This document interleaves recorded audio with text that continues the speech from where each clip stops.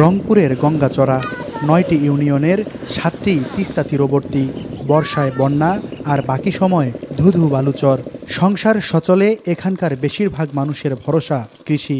তবে তিস্তার দোলাচলের মতোই অনিশ্চিত তাদের জীবন আর জীবিকা।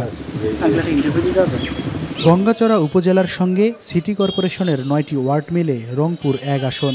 দুঃখ দুর্দশা যাদের নিত্যসঙ্গী, তাদের দুয়ারেও এসেছে নির্বাচন।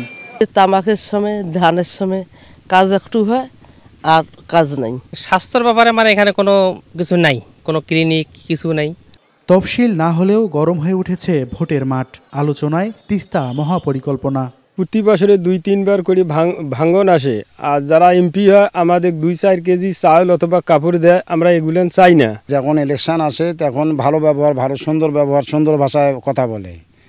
যখন এমপি হয়ে যায় তখন আর এদিকে নদীতে আপনারা ভাসি যান, ভাঙ্গিছড়ি বাড়িঘর নদীর সব ভাঙ্গিছড়ি যায়, কেউ আর দেখতে আসে না।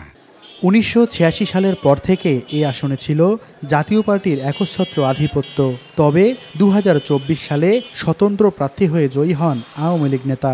জাতীয় পার্টির এই দুর্গে এবার জয়ী হওয়ার আশা বিএনপি জামাত দুই দলেরই। আগামীতে এই ভারপ্রাপ্ত চেয়ারম্যানের ৩১ দফাকে যদি আমরা বাস্তবায়ন করতে পারি, তাহলে হয়তো আমাদের এই চিন্তা চেতনার স্বপ্নকে আমরা দাঁড় করাতে পারবো বলে আমরা মনে করি। ৫৪ বছরের অভিজ্ঞতার আলোকে তারা নতুন নেতৃত্ব চায়, নতুন পরিবর্তন চায়।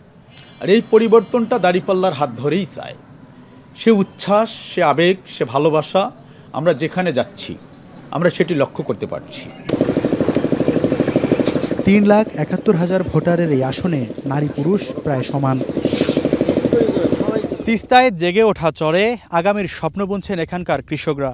তিস্তার সঙ্গে লড়াই করে বাঁচায় সব মানুষদের প্রত্যাশা তিস্তা মহাপরিকল্পনা বাস্তবায়ন, কর্মসংস্থান আর নিরাপদ জীবনের। যে প্রার্থী ভোটারদের প্রত্যাশা পূরণে আস্থা অর্জন করতে পারবেন, ভোট যাবে তার দিকেই। Mahmud Rafin, star news, Rangpur.